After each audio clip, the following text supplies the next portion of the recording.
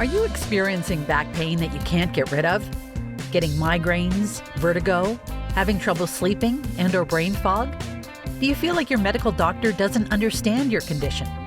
Blair Chiropractic might be the solution you've been looking for. If you've ever been skeptical about this, the two doctors you're about to listen to were even more skeptical than you were when they looked into chiropractic work. But fear not. Get expert guidance from the blonde and the bald, Doctors Beth Bagley and Frederick Schurger. These two doctors have extensive experience beyond the healthcare realm and bringing unique vision and healing to their patients.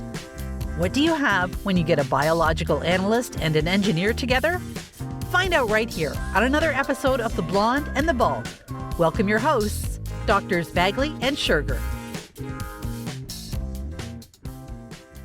Hello, folks. We're back from Las Vegas. I'm Dr. Frederick Schurger. I'm Dr. Beth Bagley. And you will not believe how busy it was the entire time that we were out in Vegas. We didn't even have a chance to sit down and talk. We planned on saying, all right, I brought my stuff, got everything ready to go and set up, or to be set up. There was not an hour in the days that we had just to sit down and chat. Nope. And it was great that way. You know, some days. Yeah, no, we got to do a lot of things, learn a lot of things, but we didn't have a chance. We would have had to miss something to do this podcast, and we could just do it back here in the old Midwest. Yes, exactly. But it would have been fun to do. I mean, quite honestly, I was running so busy. You had your family there. I don't think you and I had more than about, other than the first day when I get you adjusted, you're like, please put my head back on straight. And other than that conversation, I think that was the longest we talked the entire weekend. So I think so. But no, it was a fun weekend. Lots of great information, which we're going to share with you here today, without getting into the weeds. There's a lot of weeds that we can get into. But one of the things that, you know, Thursday especially, you had you got in Wednesday morning and had Wednesday and Thursday just to you and your family, and it's nice to be able to do that. Yeah, we went and saw the Hoover Dam, which I highly recommend to anyone who is visiting in that area. If you like history and dorky stuff like that, I thought it was amazing. It's incredible feat of engineering marvel. It's just unbelievable, but it also has to be haunted because like tons of people died making it. Yes. This was before OSHA standards. Well, and your husband and I, you know, because we're both sort of geeky nerds as far as engineering stuff like that goes, we're like, how much of the concrete is still liquid and hasn't solidified yet? I mean, that is an engineering thing. Technically, all concrete is still a little liquid. Slightly liquid, yeah. Yeah, and that's just the nature of concrete. But when you have feet of it, you know, so it's one thing when it's inches. You're like, yeah, it's mostly crumbly after about 30 days. But sometimes you have, you know, literally feet of it.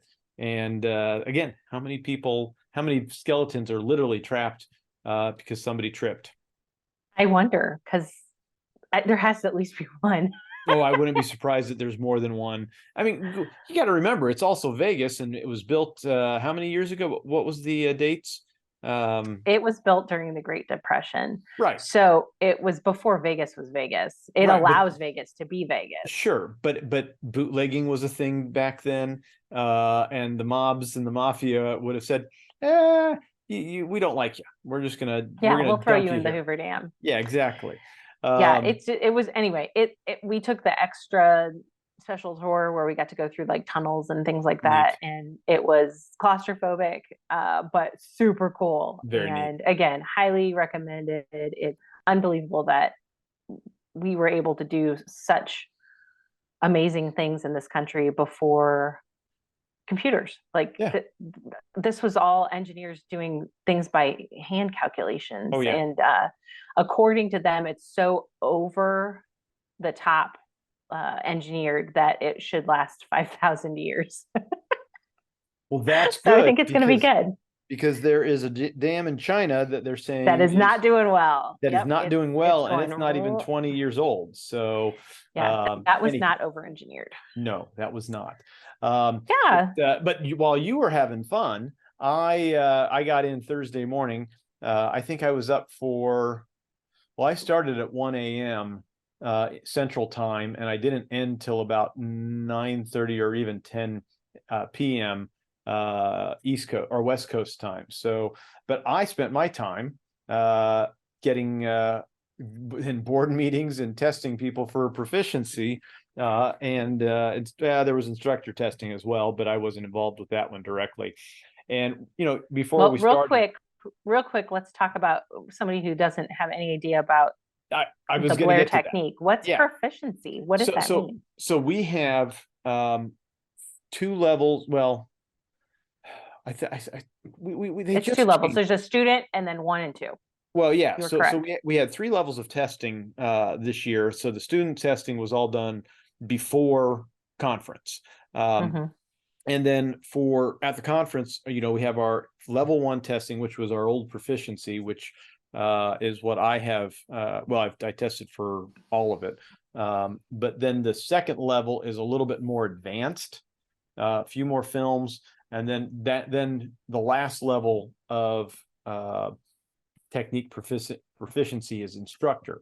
And the instructor means that you've worked with another doc and that you know how to teach the stuff, and you understand, what, the principles that we are teaching within the technique, how an adjustment is supposed to be done, what are the things we agree upon within the technique. But that's another thing. So, but basically the first level, basic proficiency, involves submitting your 5 best films within about 60 days. And then going through, principles, revolving around the technique, and then demonstrating that you know how to do the adjustment properly. And it was interesting because we had several people who tested who this time around they didn't make it. And it shouldn't be like a rubber stamp. You should know your stuff and be able to do it. 2 of my one was a classmate at Palmer, and the other is his associate, but I've taught both of them over the years, and they did great. They really did. And we were joking about testing styles as we were prepping for today's podcast. Yeah, because that's a real thing, is how we learn, and how we could know something but not be able to explain it well because of the way it was asked. Correct. And you were talking I think about, that's a real thing. Well, because you were talking about how you were helping your daughters with percentages. Yeah. And I was even having trouble with it because of the way that the question was asked. Mm-hmm. And the only way I was able to understand it is I had to rewrite the question in my own hand. And then I was like, oh, okay, I get it. Right. And I think that that's really important for people, is that if they have the ability to, for me personally, if you were to ask me a technical question about a adjustment, I know the answer to that, but the way you ask it is hard for me to understand. So I would literally need to write down how you asked it, look at it, reread it, and then maybe ask you, is this what you meant? Right. And then answer it. And where if it was just on paper for me, I might take a couple notes on the paper real quick, but I would be able to understand it more. Exactly. So, and same thing with how I learn is if I rapidly take notes while I'm studying or I'm reading, and I take notes, I almost never look at the notes again. Sure. It's not because I don't care about the notes. It's because by actively taking them, I put it into my brain. Exactly. And one of the things that my dad taught me a long time ago, and bear in mind, I have always been like the A+ student. I could have been like valedictorian or salutatorian if I cared to work that hard. And at a certain point in time, I stopped. I realized that was not the priority. I had other things. I needed to be able to get a good night's sleep, opposed to ulcers to get all the A's. So you have to set your priorities. Where's your health? But one of the things that was a hard thing for me to overcome, because I always did great in school, didn't really need to ask any questions. But when the teacher would present a question that I didn't understand, I had to learn that I needed to ask them to phrase it in a different fashion to help me get my head around it. And that was for a lot of people, that's a hard thing to realize, to say, not that you don't understand what the concept is, but that you don't understand what they're asking.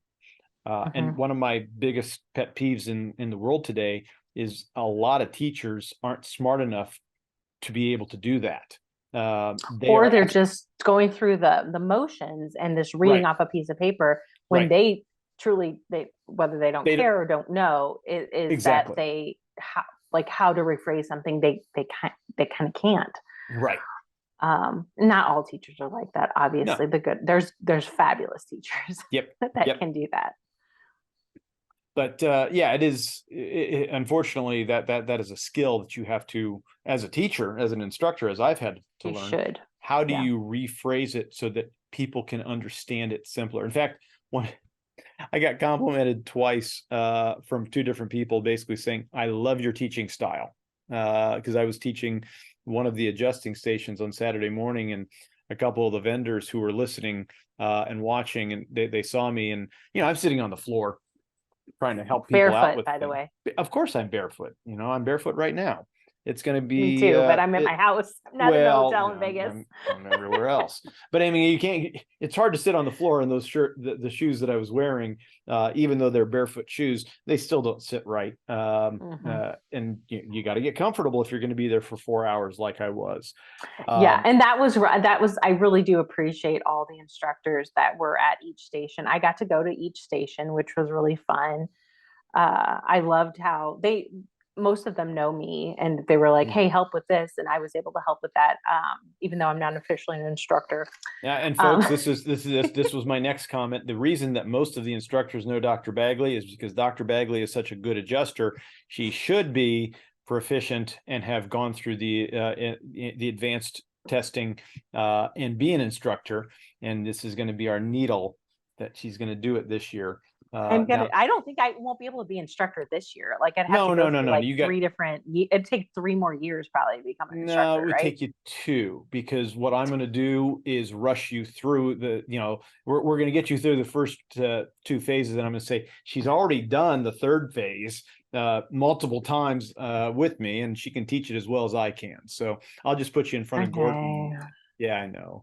Yeah, you're there. Do it. It's just one of those things. It's like, I don't want to be rude, but I will say it out loud, is I always look at stuff like that and I'm like, how is that going to make my practice more successful? And then the answer is it's not really, but the bigger question, stop, I'm going to answer it, is it will help me help students, and that helps society. More Blair doctors, the better. And then I get it. You can get your associates.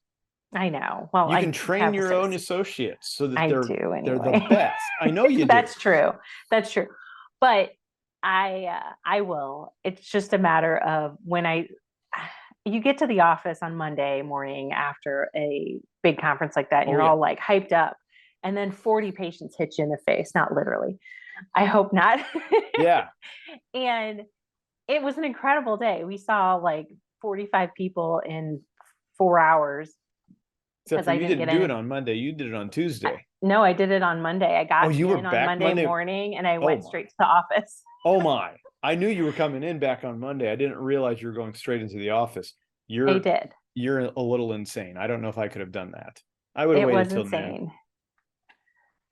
So yeah, I didn't start seeing the patients till like 2:45, but then we stayed till 7. All right. So I did take a smidgen of a nap at home before I went back went to the office. Anyway, but the thing is then I get there and we are busy, and I love it, and I love it. It's just adding one more thing to a busy practice, which is like, let's get 5 films. I was like, that's like 3 days worth of films, especially with CBCT. It's not hard. They're not hard to take anymore. They're harder to analyze, but, and then do it.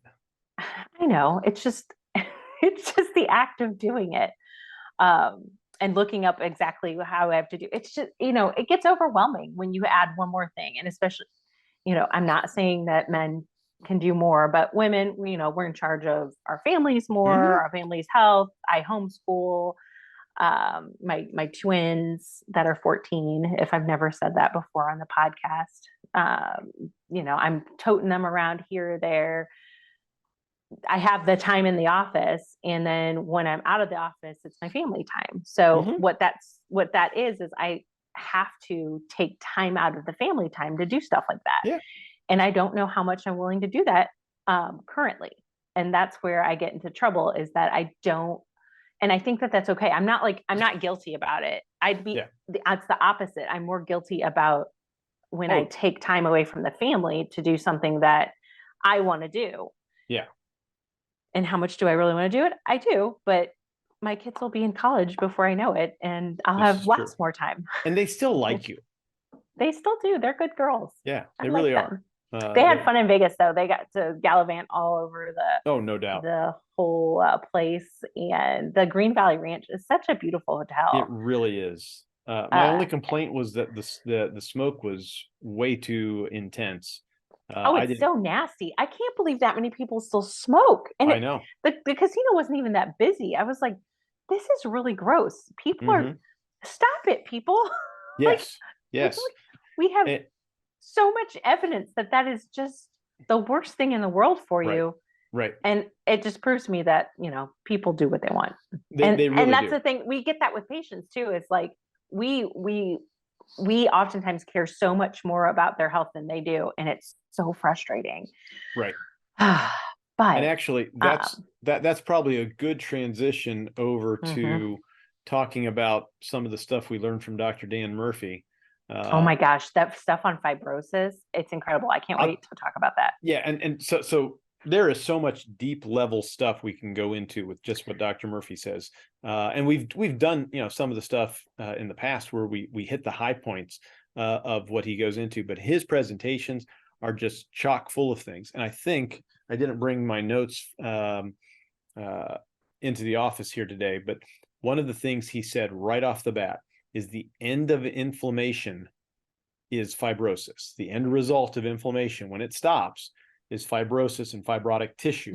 So go through, let's talk about, if you want to see a whiplash or an injury, kind of take the listener through that, and not all the technical terms, because as much as we love those, they're not going to like them.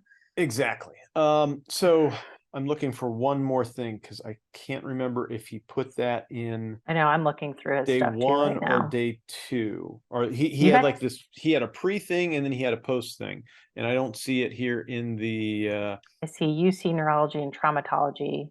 That's a new word for me. Traumatology, is that a real word? It is. It's. I have never heard that word before. So anyway, so let's talk about what's happening when you are in a whiplash. When you have and I'm going to broadly classify whiplash, not just limited to a car crash, though that is probably the worst. A car crash where you walk away, nothing's broken, you're not bleeding. Certainly those are higher levels, but a average whiplash where you fender bender, you might not see any damage, but you definitely got jarred a little bit. Your adrenaline's running high. That is basic whiplash and basic stress and trauma to the body. Something happened, something bad happened. Don't let it get any worse. And then you have other levels that are just slightly below that. Sports injuries, just playing around on the playground and falling down, slips and falls are lesser degrees to that, but still in that same group as I'm going to call whiplash trauma.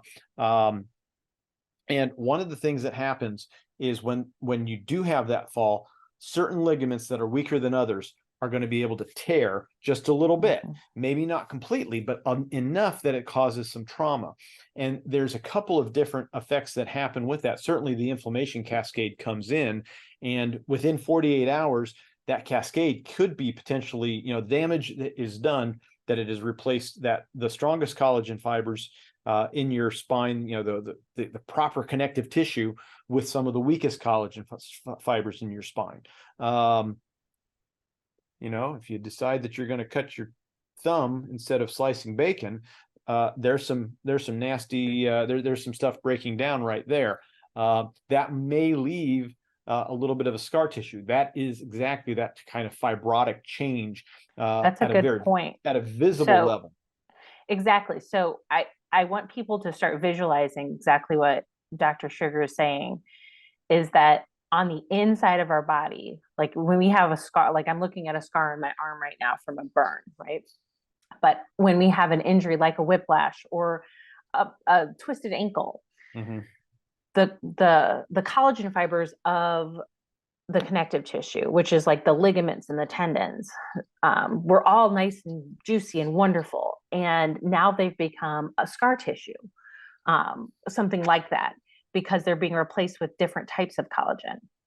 Right. So, and it's not an instant change, which is one of the things I think we should talk about, which is why care is important in the beginning, right after a whiplash or an injury like that, but also nutrition. Do we want to talk about nutrition now, or do we want to go into the fibrosis? Let's stick around with fibrosis, because I think that fibrosis will go into the nutrition and all the stuff that gets broken down. But you have this injury. A lot of people say, oh yeah, I'm moving great. And then in about 2 or 3 weeks, everything feels stuck because all of that fibrosis has come in and you have limited range of motion. My thumb is a great example. Don't worry about the blood blister. That's actually not too bad. But my thumb, especially the way I've got it taped up right now, so that this piece doesn't, go, work its way off. Because, we could argue that I probably could have gone to go get a stitch, but a little bit of, what is it, new skin and a Band-Aid is going to do what I needed to do. Aside from sitting 3 hours for one stitch in the ER. But then I found that this tape wrapped around like this helps keep it in place, so that I've actually got it not only wrapped around the bandage here, but also around this other second joint. Now, that's just to keep this in place, and it's not even doing a very good job of it. But you can see, comparing my thumbs, I've got good range of motion here on the right, but I'm limited here on the left because of the tissue that I put on top. Now, it's not like I have an actual limitation there, but I was able to do my entire workout, and really, that's not even the worst of it. The worst of it's over on this hand. So you stop showing your gross stuff on the camera. Sorry. Anyone who's listening on Spotify, I think that's probably they're better off. We've got like 11 people subscribed on YouTube, and most everyone listens to this, so they can't see it. But anyways, restriction on the left, no restriction on the right. Yeah, this is going to be the edited clip showing my my stigmata. I was going to say it's my kettlebell stigmata is what I like joking about. It's really gross. I know it really is. Most of that's just the grossness is actually the new skin not sticking properly. But any case, so that's step one. The other part that's going on here is something called a piezo effect that is a real problem. And this is actually, this piezo effect is a neuroelectrical current that fires to our brain, telling us where all this connective tissue in our body is. It's not just the muscles, but it's everything else involved. And this one picture is just fantastic, because I think it hits a lot of things. Let me pull this up here. There we are. Got that. The buttons are off the screen. There we go. So this is just a neat little picture here. Trying to get my screen share stuff out of my way. But it's basically that piezo effect, which is a mechanoreceptor. It's basically a receptor in the body that sends signals to the brain.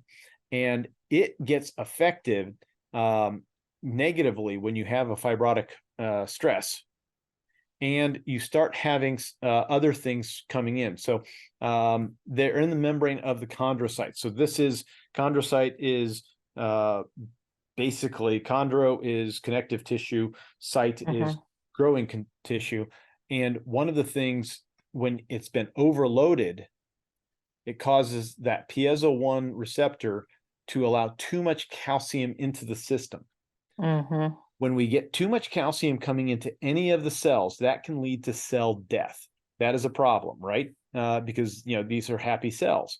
And one of the things that helps slow that process down is magnesium.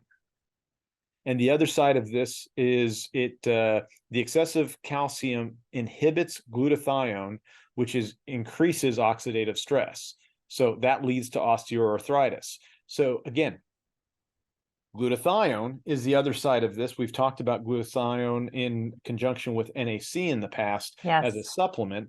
But we've also talked about magnesium. Magnesium is a great supplement. In fact, I think the only reason I got a halfway good sleep when I was out in Vegas was because I took my magnesium supplements every night. I'm running low on the one.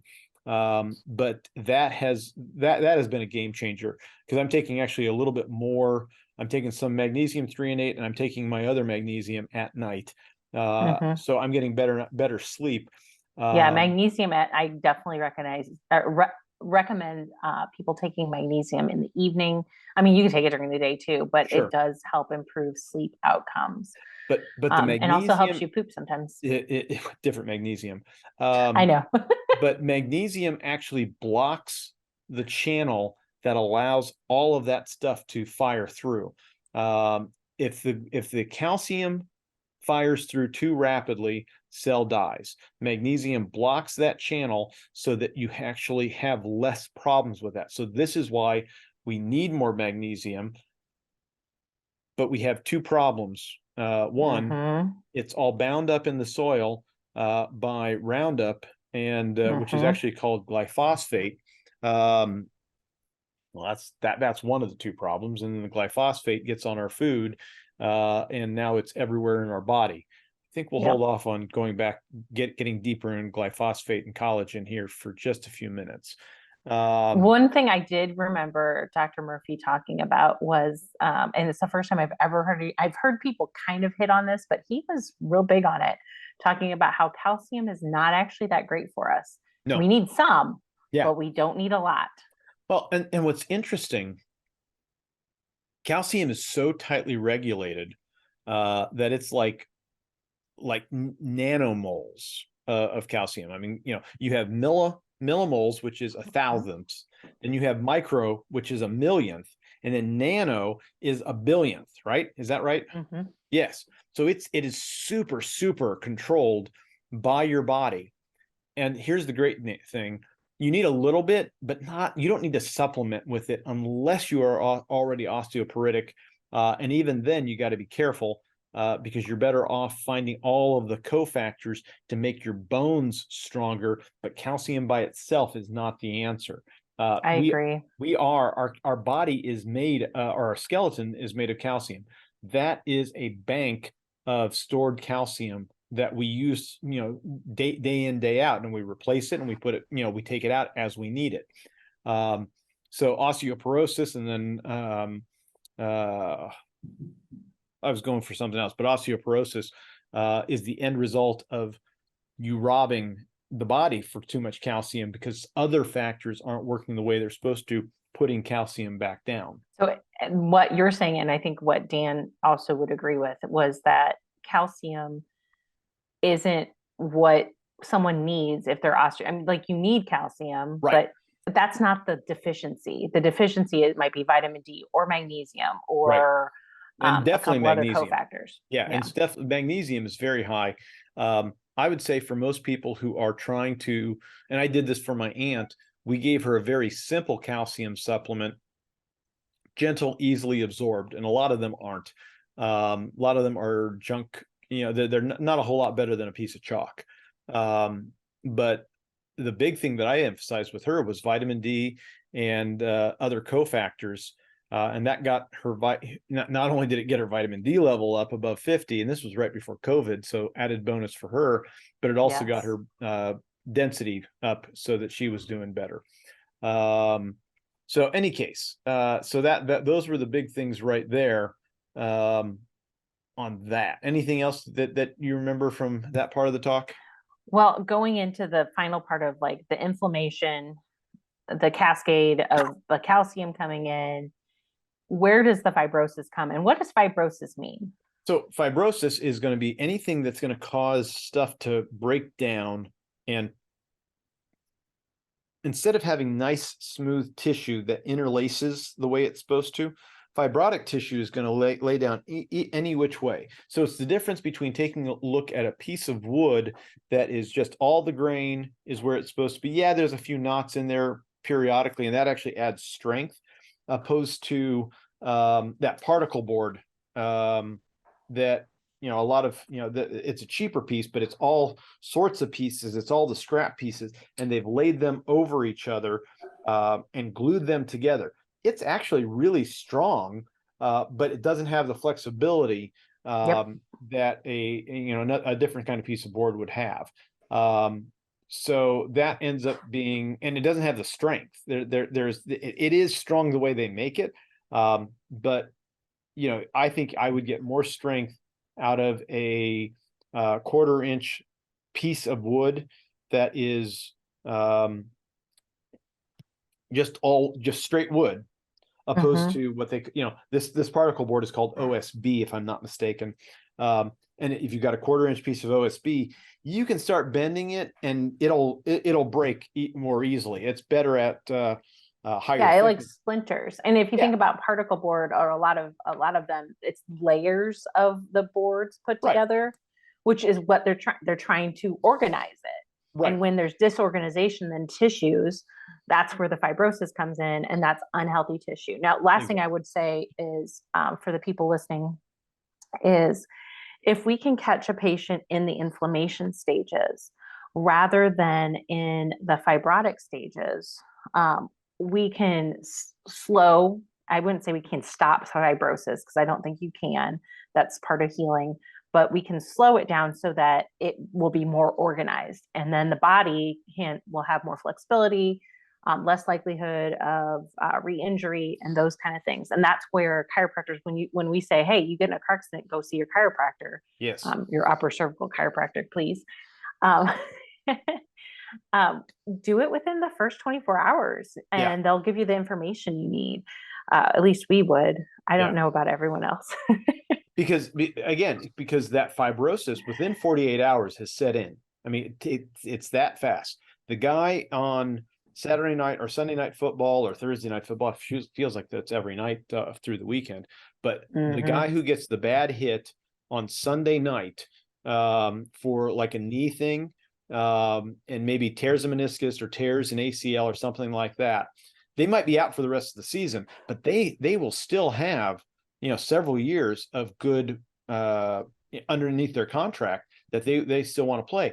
The doctors and the PTs will be rehabbing them off field, and they will be prepped to go into the OR. Oftentimes, some of these guys might go in Sunday night yet if they can get the OR filled. Others might be in first thing Monday morning, because they have to get that fixed. Again, these are high-level athletes with high-level contracts.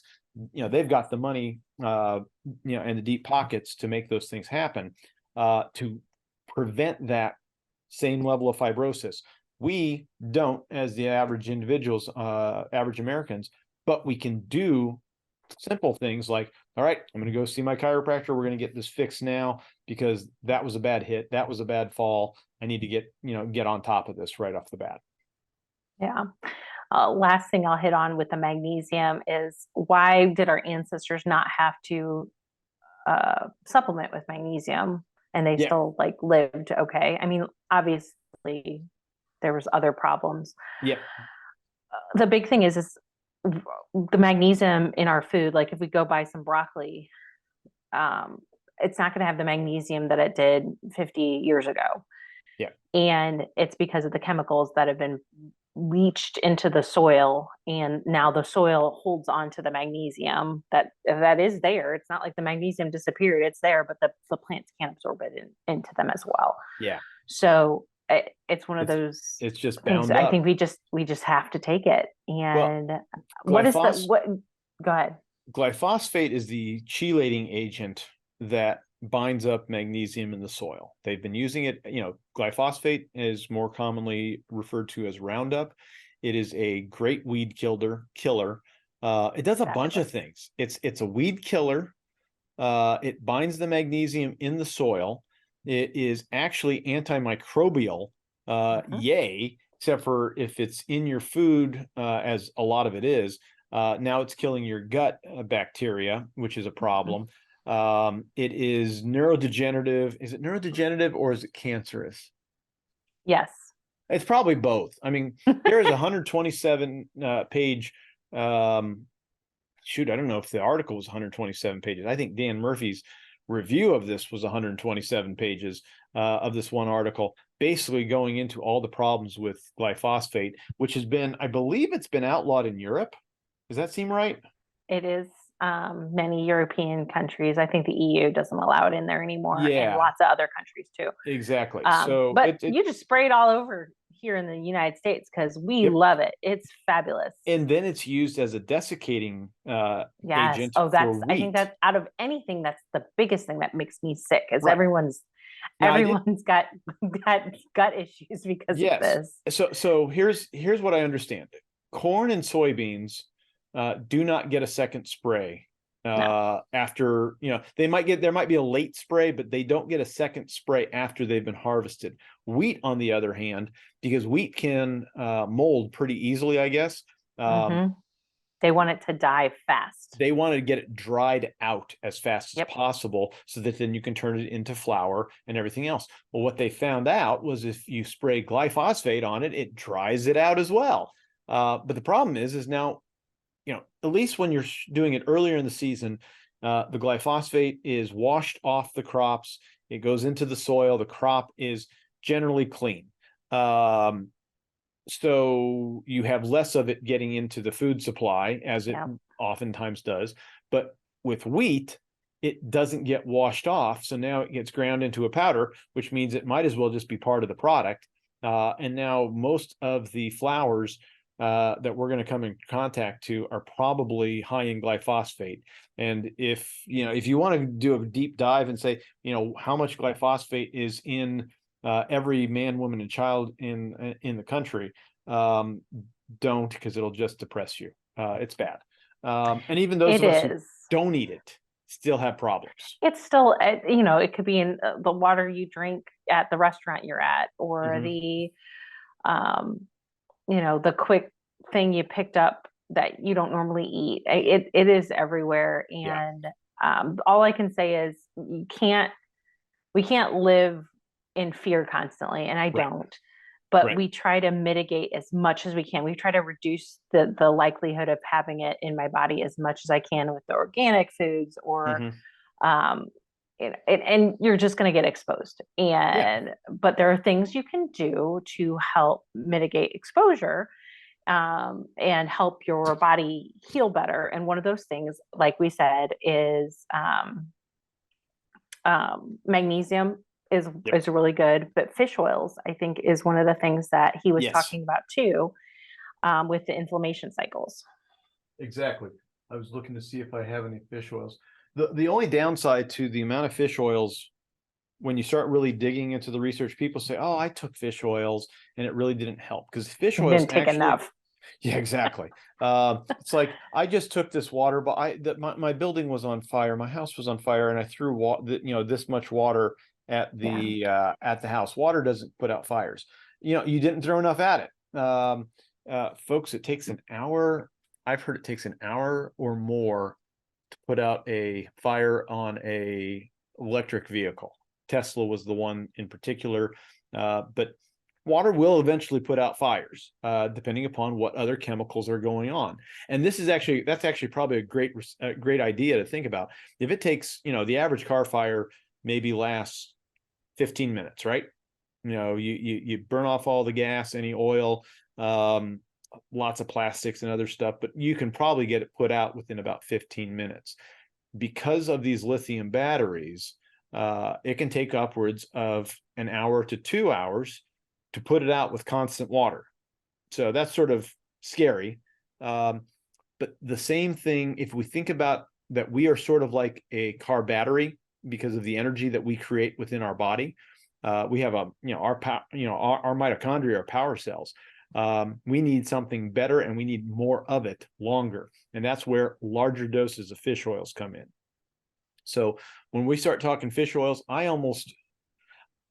I tell people, take as much as you can tolerate, and find one that does not give you burps, fishy burps.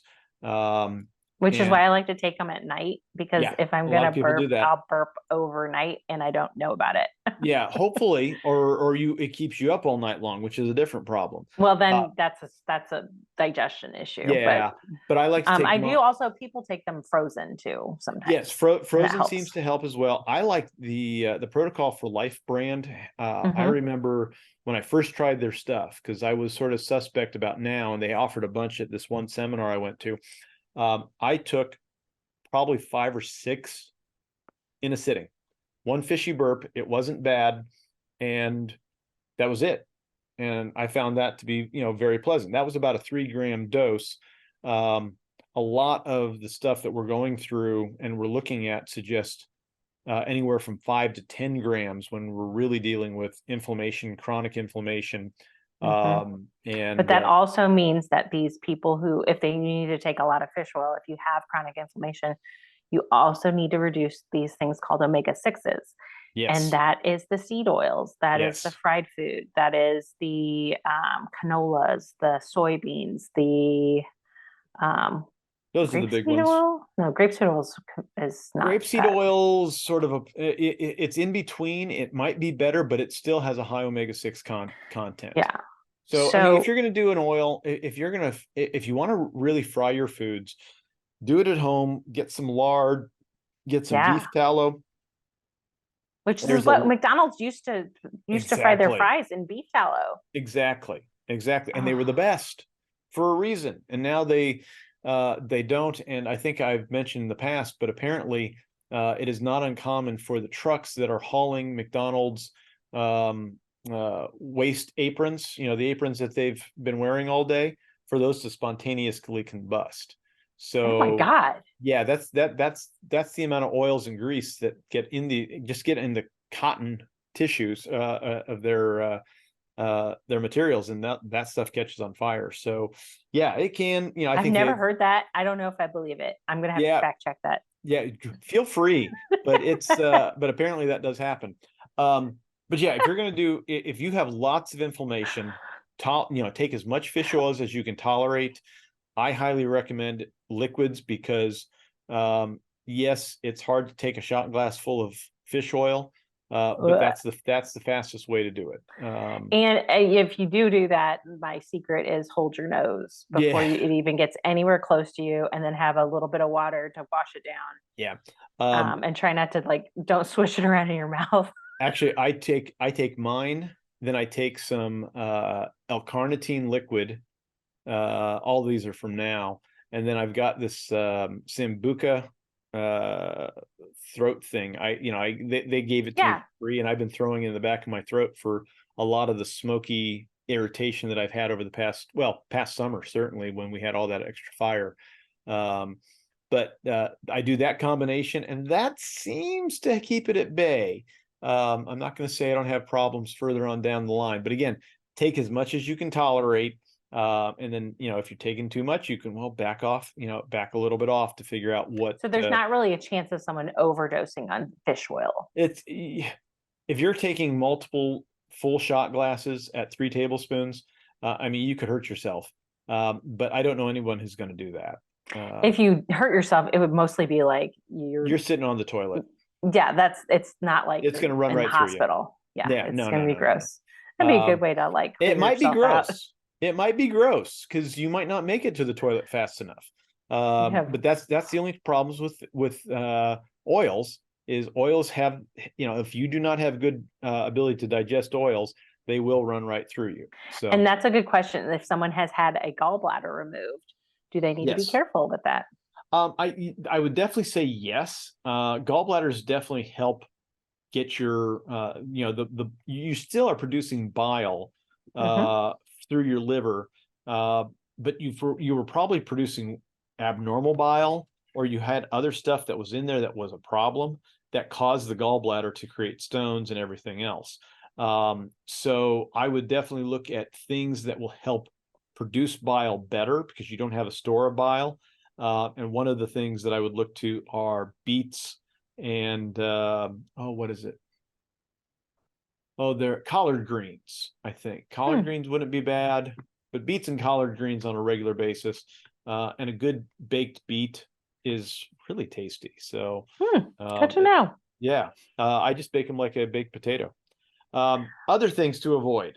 If you're saying other things to avoid, if you were in an inflammatory state. Oh, it doesn't need to be inflammatory. It's just okay. Avoid inflammatory or otherwise. This thing. Yes. This wonderful molecule. It tastes so good once it hits does. your lips. It does. It tastes so good. Glutamate, we were talking about how calcium going directly into the cell too fast causes damage to the cell. That is an absolute thing, right? Too much calcium into the cell will die. Bad. There's a certain way that calcium can go in and out of the cell properly. And if it goes on overdrive, we have a problem. Glutamate, as in monosodium glutamate, as in food additives, natural spices. I mean, I'm going to look up secret names of MSG. Anyone can do this. There's like 30 of them off. I'll go with the normal one: glutamic acid, glutamate, MSG, or monosodium glutamate, monopotassium glutamate, calcium glutamate. Ooh, that's really bad. Calcium glutamate. Exactly. Oh no. Well, it's what it's doing. It's kicking things in overdrive. That's incredible. I've never heard that one. What are the more yeast extract? Yes. Yeast food, yeast nutrient, autolyzed yeast or extract, textured protein. Yes. Soy protein isolate. Natural flavors is the one that you just never freaking know. Yeah. So pretty much if it tastes really good, like a Dorito, if you can't put it down, it in it. If you can't put it down, if you it's can't either just got a lot eat of sugar or a lot of MSG in it. Yeah, exactly. So what does the glutamate do? Glutamate automatically opens up these calcium channels. And again, magnesium, if you have enough magnesium in your system, will block that channel so to not allow it to go into overdrive. But that glutamate comes in and causes that channel to open wide, and just stay open. And so this is the problem. And this is why you're getting this constant hit of like, oh, that's so good. That's so good. That's so good. And literally you're doing it to death. Yep. And it was at Blaylock. He talks about excitotoxins. Yes. And he considers this is one of the excitotoxins. Exactly. So it's exciting your nervous system to death. Russell Blaylock, right? Yep. He's another one of those guys out there. If you want to go do deep dives, lots of great. He's got great book. His books are not too cerebral. So I think the biology belief, things like that. I think you could pull one of his books out and learn a lot. Yeah. So there's a lot of good stuff out there. Is biology of belief Bruce Lipton? Oh, maybe it is. But Russell Blaylock. You're right. Blaylock is excited. His is excitotoxins. Yeah. But in any case, the worst thing that, they used to say the only thing that opens up these calcium channels and keeps them open like this was glutamine, monosodium glutamate, these food additives. What I had not heard before that worries me a little bit is that now we're also having to deal with the 5G signals are doing the same thing. They can, they interfere with this calcium channel from closing the way it's supposed to, so they stay open with that frequency to allow that calcium in. So now more than ever, we need more magnesium in our system just to make sure that that doesn't get blown out of proportion. And if you know anybody who's been having more, they've been aching more, they've been feeling rough more, they're starting to do weird things and throwing things across the room, as one of my patients does. And she's got some interesting calcium issues that we still haven't quite figured out yet. But of all those things that you can do, more magnesium is going to be the key. So it's an easy thing to try. And exactly. What type of magnesium do you recommend for people? So malate, Dr. Murphy likes malate. I like, I've been, that's what I've been taking at night. So I take, I've been taking magnesium 3-8 for years because that one crosses the blood-brain barrier. Apparently the gluconate also crosses the blood-brain barrier. James D. Nickel Antonio. He's got a great list. Do I have it handy? I might actually have it handy to throw up on the video. So let me find that. While we're talking real quick, the Russell Blaylock book is actually called Excitotoxins, The Taste That Kills. And I love that. That's the it. taste, like that, like it's exactly what it is. The food companies have put this stuff in the food to make you eat more of it, get fatter, Yep.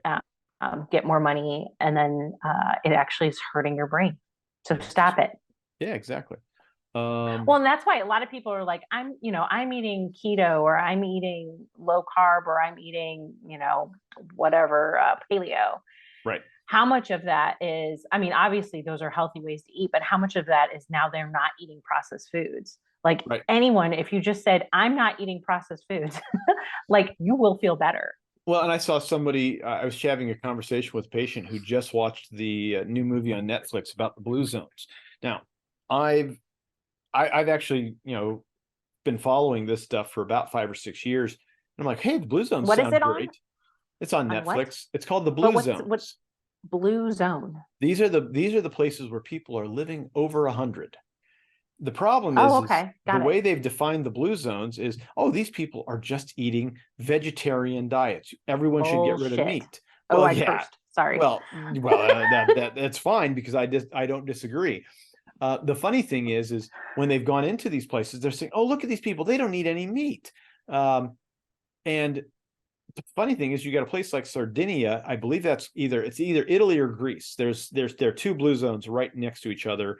One in Italy, one in Greece, and they're eating more Mediterranean. But when you ask them, do you eat meat? Well, the way it translates says, well, they say no, except for when they hear meat, they hear beef.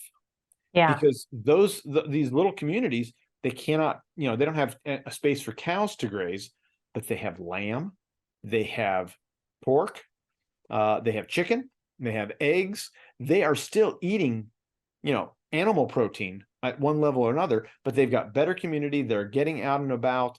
I want to say it's Sardinia. I think that's what it is. Is like one of these places where everything is mountainous. So just walking down the street, you'll walk 10 steps, and then you're going to walk almost 10 feet straight up a short little area. And then you can walk another 10 steps because that's just the way the towns were laid out because of, where it's at. And also, they're saying, all these people are centenarians. So they're 100 or more. Well, the other problem is they get government checks. And if they change their birth date, because there aren't, there weren't good records of birth dates, well, they get a government check. So there's there are some problems with these areas. Yeah, exactly. So they're claiming these things. There's probably some I'm fraud. 100 too.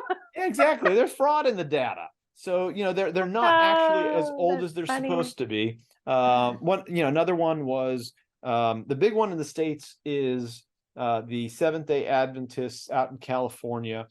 And then another one was Okinawa, I think has, but again, they don't eat beef. Yeah, they eat pork, and they eat a lot of pork. But the Seventh-day Adventist group in California, it's interesting. They have other problems. There is some health issues going on. In fact, their sperm count is very low. But if you compare Seventh-day Adventists, which, as a religious organization, the ones who follow the religious tenets have, generally better health, lower cholesterol markers, lower heart disease. I don't know anything about Seventh-day Adventists. What is they don't eat what? They're vegans. Okay, I did not know that. It's a very vegan community. It has, they were sponsors of Harvey Kellogg back in the day to, make Kellogg's cornflakes, put him through med school, and basically cornflakes, as they were defined, or as they were made with the intention so that young men and women wouldn't masturbate as much. No, I thought that was graham crackers. No, you're right. You're not wrong. That it is also graham crackers, but graham crackers and Kellogg's cornflakes, they were all around the same thing. They're like, none of them wanted, it's like, get rid of masturbation. Well, I know I don't feel especially in the mood when I eat a graham cracker. So exactly. Anyways. But here's the funny thing. So on one side of the spectrum, you've got this group that is vegan and has these health markers. And then on another side, you have another religious group here in the States that do just as well, but aren't considered a blue zone. And that's the Mormons in Utah. The Mormons in Utah, they don't smoke. They eat beef. That is not against their religion. They don't drink coffee and they don't do chocolate. I mean, I'd miss that, but I don't fault them for saying, hey, these are the things we're going to eat so that we can be as healthy as possible and have big families, and they do. You compare those two groups, the Mormons win every time, and they're eating beef. So this is why the blue zones, there's so many. It's not necessarily about beef. It's not. And it's more about, again, as you stated earlier, it's about Processed getting rid of the foods. processed foods. And as my patient said, I got rid of all the processed foods and I cut back on my beef. And I'm like, what meat were you eating? She was eating processed meats, cold cuts, store-bought bacon. Slim Jims. Yeah. Snap into a Slim Jim. Yes. So it's one of the healthiest meats you can eat. Yeah, something like that. It's a meat product. No, that's Pancakes. processed too. And knowing that processed foods, we're not just talking about like a Dorito. It could be lunch meat.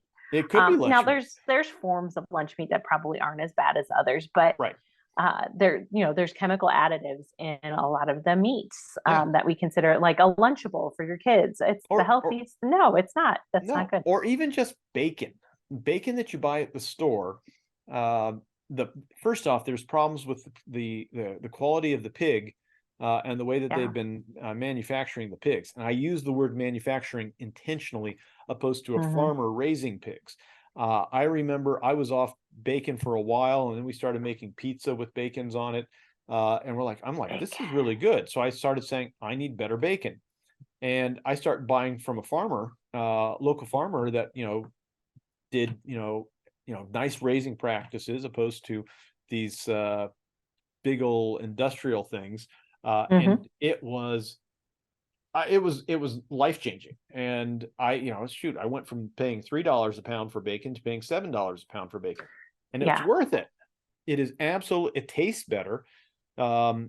We've picked up bacon since, and it's just like this floppy nothing that just doesn't have any, it just doesn't taste good. So better. And then that's another not so great point, is that eating well costs more than eating ramen noodles and store-bought pepperoni. I mean, and it's just like, but you're going to pay for your health. You either pay for it now or you pay for it later. Exactly. And I'd rather pay for it now and have better health and grow into a better human being than unfortunately have to go through cancer treatments or autoimmune treatments. Hold on one second. I need to, you keep on talking. Well, I'll tell you what, I'm going to throw this up because we were talking about different magnesiums. So bam, there it is. I'll be right back. So magnesium cheat sheet he just threw up is the type of magnesiums that this one doctor was thinking about. We've got taurate, which is heart and blood pressure. So magnesium taurate, magnesium 3 and 8, which is what Dr. Schurger was talking about, brain and memory, magnesium glycinate, relaxation and sleep. So that's a good one to take before bed. Yep. Magnesium citrate is a good one to take if you're got slow digestion, because that will shoot the digestion right through you. Magnesium lactate, digestion also. Malate, energy and fatigue. Chloride, blood sugar and digestion. Orotate, health. Heart. And sulfate, muscle soreness. Yeah. I didn't know about, so I knew most of those, but sulfate, I don't even know if I've ever heard of magnesium. And I've picked up a couple different magnesium products. I know one of the popular ones out there is Magnesium Breakthrough, and I took that for maybe, I took it in place of my other magnesiums for a couple days. And it's not like I'm deficient in magnesium by any means, because I've taken a high quality magnesium. I really didn't see any difference. And they said, oh, we've got 7 different kinds of magnesium in it. And it was great. But it doesn't have 3 and 8. It doesn't have a couple of others. I don't think it had malate, to be honest. Who sells Magnesium Breakthrough? I know I've heard on a podcast or something. It's one of those things. Oh, it was JP Sears. Yeah, that's where I've heard it. JP's been a big advocate for it. A lot of the healthy podcast type folks, they have been promoting it. And like I said, if you're not taking magnesium and you want to try Magnesium Breakthrough, go for it. I don't think you need to do that, but for instance, magnesium 3-8, which is also called Magtine, this normally runs for anywhere from $35 to $40 a bottle. I think I've seen it as low as 30 lately on Amazon.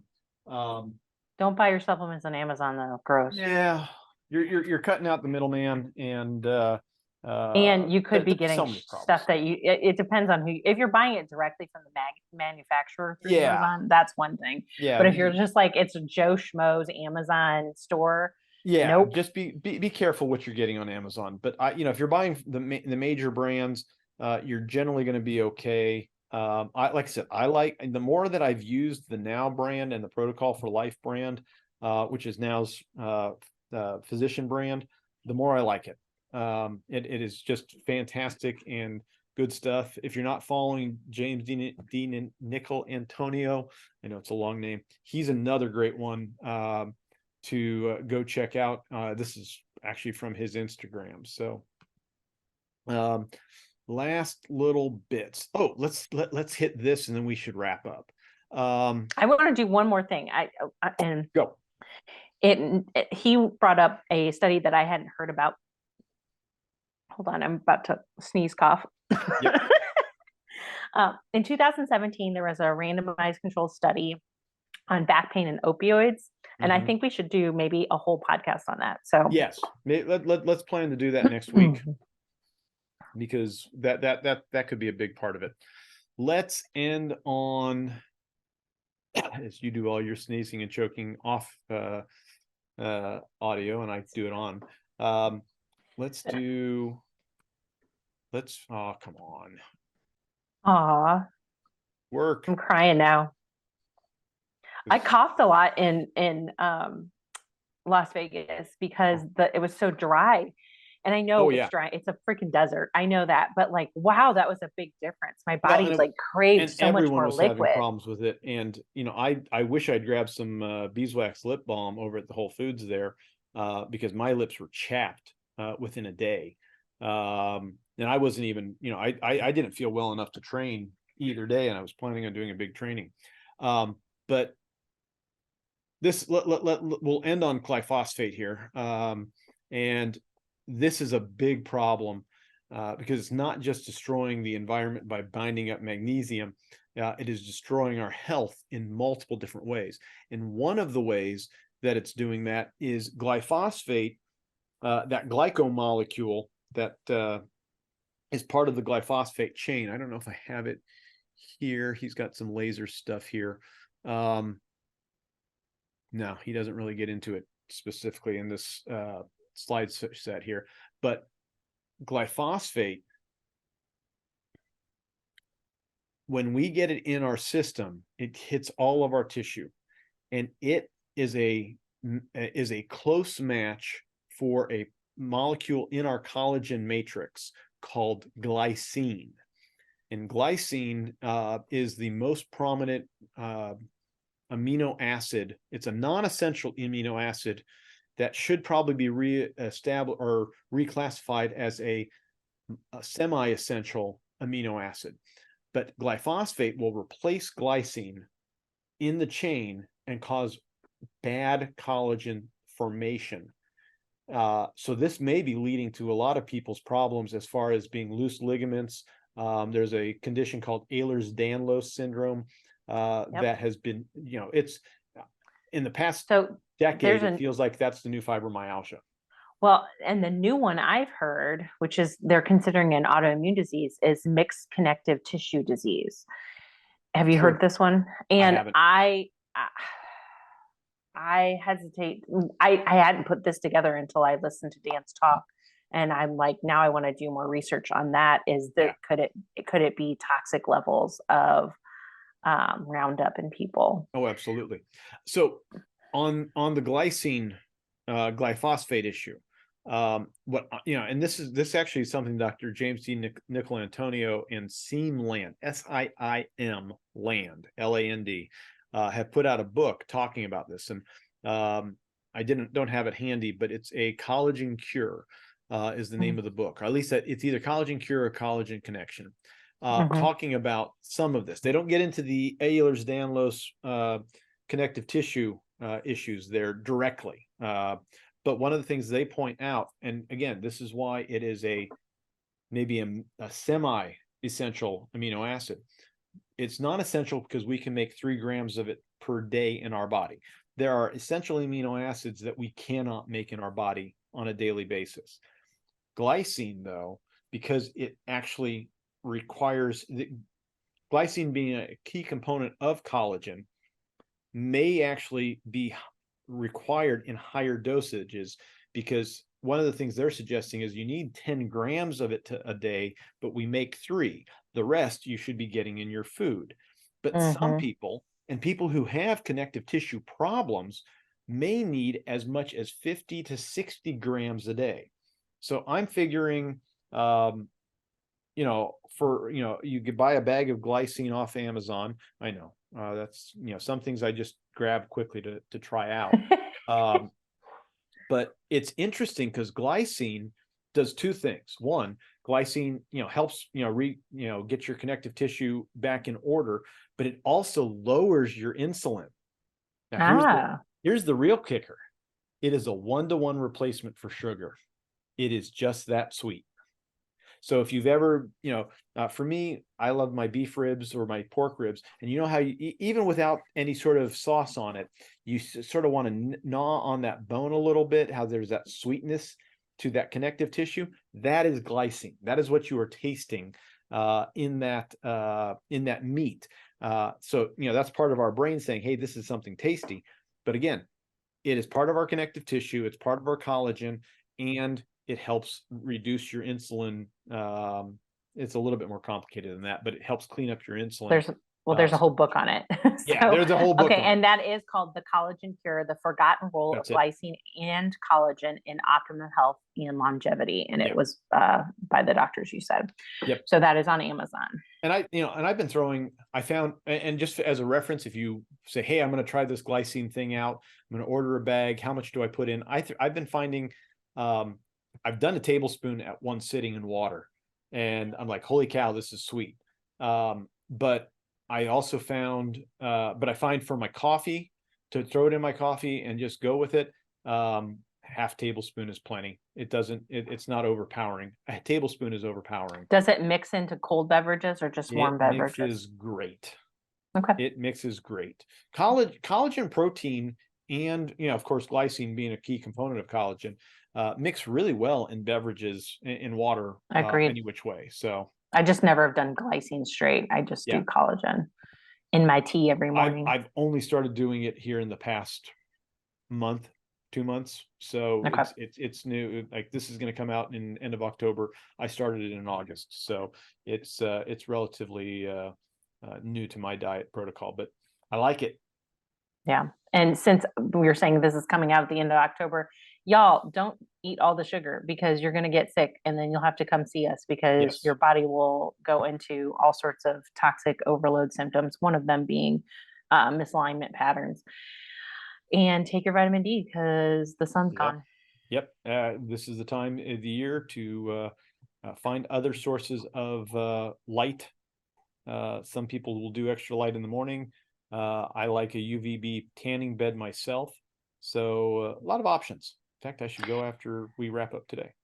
And last thing but not least is, we're not your doctors, but we should be. And if you, but you need to talk to your doctor about any of the things we've talked about, because we are there's a lot going on in here, and there's a lot we always talk about. So talk to your doctor. And if you need a doctor, where can they find you, doctor? I am in Springfield, Illinois. My website is KeystoneChiroSBI.com, and I'm Keystone Chiro, or Keystone, I think Keystone Doc on Instagram. But yeah, come find us. I'm Dr. Beth Bagley. I am in St. Louis, Missouri. You can find me at PrecisionChiroSTL.com. And I'm on all the socials. You'll be able to find me. Yep. All right, folks. Thanks for listening. We'll see you next week. Dr. Bagley, we'll talk soon. Bye. Bye. That's all for today's episode of The Blonde and the Bald. Don't forget to like, share, and subscribe. If you enjoyed today's show with Drs. Bagley and Schurger, remember, don't give up and just live with the pain. Come back next week and get more answers and solutions. Visit our websites at KeystoneChiroSPI.com and PrecisionChiropracticSTL.com for more info, and catch all the episodes of The Blonde and the Bald.